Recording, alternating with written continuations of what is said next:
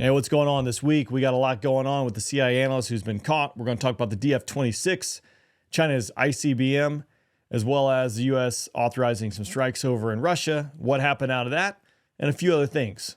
Let's jump into it with history of the day with the mighty B-52. First, if you're not subscribed to the newsletter, make sure you grab that link down below. Each and every week, absolutely free, and you get these little nuggets. So November 15th, 1957, the mighty B-52 took flight for the first time. The crazy part about this is the B-52 is going to be around till the 2050s. This is the exact same plane that rolled off the assembly line in the 2050s. This is the exact same plane that rolled off the assembly line in 1950 and 1960. It will fly for 100 years. Now, granted, it's gone through some modifications and upgrades, including which the current upgrade of its motors.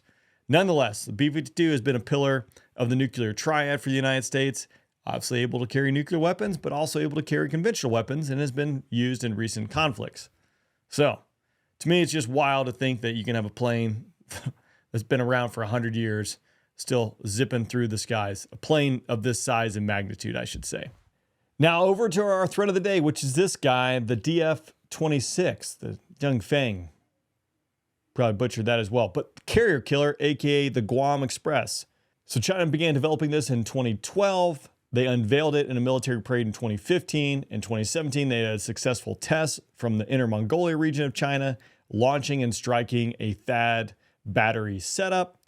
This is able to reach targets out to 4,000 kilometers, which puts this as a formidable threat for anything operating against in the South China Sea or the Pacific, able to target military bases out into the Pacific and threaten anything that's floating around. So it has been dubbed the carrier killer, aka the Guam Express. Will wreck your day. Now, obviously, the data we're getting out of China is limited, but it's estimated that they have between 80 and 100 of these DF-26 launchers. They did establish their first permanent brigade in 2018, and each brigade is composed of 12 to 18 launchers. It's assessed that by 2020, they've fielded an additional 3 more brigades of the DF-26. So a lot out there. And again, this is an intermediate range ballistic missile capable of reaching targets out to 4,000 kilometers. All right, over to the flight line. Remember the airman up in Massachusetts back in 2022 that leaked classified documents on the Wargaming Thunder Discord channel? Well, he's been convicted and he's been sentenced to 15 years in federal prison for that leak, which was leaking classified documents pertaining to Ukraine and our allies and operations that were going on over there. They spread through the Telegram channel, pro-Kremlin Telegram channels, shockingly, as well as other military blogs. Prosecutors labeled it as one of the most consequential Espionage Act violations in U.S. history.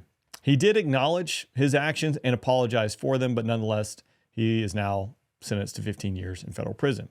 All right, I put another video out last week about the ATACMS. That's over on the main channel there. But the Army Tactical Missile System, the U.S. authorized Ukraine to utilize this. We'd given it to them. Ukraine is always asked to use these Western weapons to strike inside Russia, degrading Russian capabilities, and it's been denied. Well, it changed last week with the U.S. authorizing Ukraine to utilize these and strike inside Russia. Quickly responded by Putin saying, hey, we're changing our nuclear doctrine. We're going to lower the threshold required to utilize nuclear weapons, one of which being, hey, if a non-nuclear power attacks us, but they are supported by a nuclear power, aka Ukraine and the United States, then that will meet the criteria to utilize nuclear weapons if we so decide. And then more happened. So Russia unveiled the RS-26 and utilized that for the first time. That's an intermediate range ballistic missile system. And then Russia struck Dnipro, a city inside Ukraine. They launched the RS-26, obviously without nuclear warheads on it. And it's now being assessed, they launched it with inert warheads on it as, in my opinion, a clear shot across the bow of how things have escalated there. So, we'll see how that one goes, but there's some links there in the newsletter. Now, the S-70 drone that was shot down a few weeks ago, we put that in the newsletter.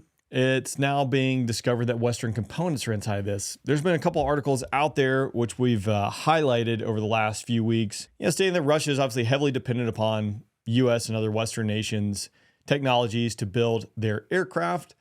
And so in the S-70 drone, they have discovered items from Texas Instruments and Infineon Despite U.S. sanctions, they found over 4,000 components in various pieces of Russian equipment. Obviously, when there's a will, there's a way, and Russia is finding a way around the sanctions. Obviously, we're friends with people that are friends with them, but we're not talking, so not too far-fetched that we're seeing these components in there. But I imagine they're struggling getting them, just like their commercial aircraft. Now, November 17th, Russia launched another massive drone attack into Ukraine. Ukraine is saying that their F-16s shot down, looks like 10 of these. 210 drones and missiles were targeted towards Ukraine's energy infrastructure, and they were able to take down at least 10 of these targets with F-16s. It is impressive. Again, without going too far into the weeds here, right? But, knowing probably what radars they're running and the F-16s and things like that, I can see that being challenging. All right, and for those in the military and have ever dealt with the defense travel system for your travel vouchers, hopefully this just makes you smile because, if you mess something up on your DTS travel voucher, it will absolutely get kicked out. Or if you're overpaid by a penny, they're going to get their money out of you. But the Pentagon has failed its 7th audit in a row, which is just mind-boggling to me. That's even a thing or even acceptable, but neither here nor there. So the target now is 2028 to get their ducks in a row so they can pass an audit. So we're fencing in for another, 3 more failures of the audit. So let's see, 9 of the 28 entities received clean opinions. So I guess 9 out of 28 passed. It doesn't break down to as far as which departments or segments of the DoD that is. The Department of Defense assessed $4.1 trillion in assets and $4.3 trillion in liabilities, but continues to struggle with accounting for material and items and financial management. The 2028 deadline remains uncertain. So that's mind-boggling that that's even okay. But again, if you mess up your travel voucher, they're going to get it. All right, this is an interesting piece. The UAP, so the Unidentified Anomalous Phenomena, UFOs, right, for us laymen, had a House Oversight Committee hearing on UAPs. Experts claim that the U.S. government runs a secret program or secret programs to recover and reverse engineer non-human technology, which would make sense if this stuff exists. Former Pentagon official Luis Elizondo confirmed the existence of crash retrieval programs and advanced monitoring technologies. Witnesses stress the need for transparency, with journalist Michael Schellenberger alleging Immaculate Constellation, a classified operation, uses high-grade tools to track UAPs. I don't know. What do you guys think? You think we got UFOs out there? Maybe. It seems like all the Navy pilots definitely see them. No Air Force pilots see them. All right, CIA employee William Raymond, he has been indicted and charged with willfully retaining and transmitting national defense information. He was arrested in Cambodia, and he is accused of leaking top secret documents assessing Israel's military preparations for the strike against Iran. So this is the guy. Remember when all that information on how Israel was going to respond and strike Iran got leaked, and it was, I saw it. I assume everyone else did, popping up on the media. Well, this apparently is the guy. And it's attributed to the National Geospatial Intelligence Agency and the NSA, which appeared on Telegram and detailed Israel's response to Iran's missile attack on October 1st. It was shared with Five Eyes, so United States, Great Britain, Australia, New Zealand, and Canada. I think that's our Five Eyes. Definitely has broader implications for the leak there. I won't show it here, but if you Google it, you can see it. China's deadliest car attack in decades, which, it probably could be anyone. 35 people were killed in Wuhan. This is right after the air show, which I put some videos up on that.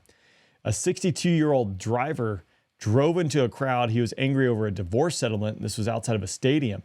But the videos on social media are pretty gnarly with fire department or whoever using fire hoses just to wash the blood off the street.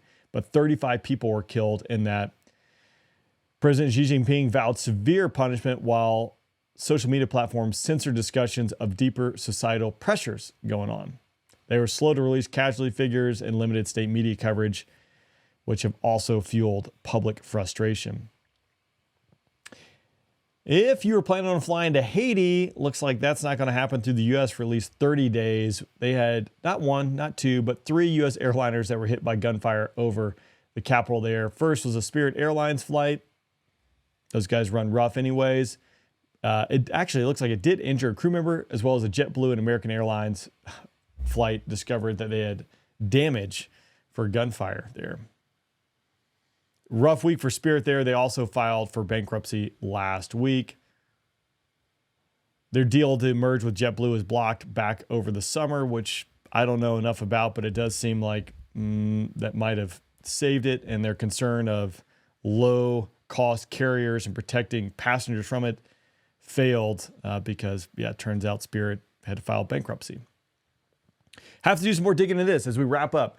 But the Chinese are being investigated. They had a ship that severed or passed over several severed Baltic data cables.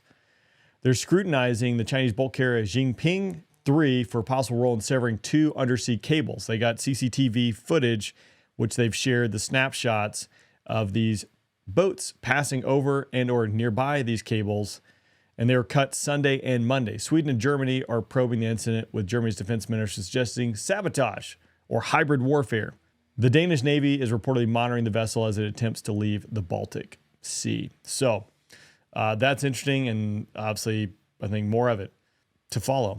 All right, that wraps the lowdown for this week. Make sure you grab the newsletter. You can click the link down below. Sign up absolutely free.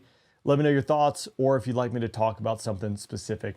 And have a happy Thanksgiving.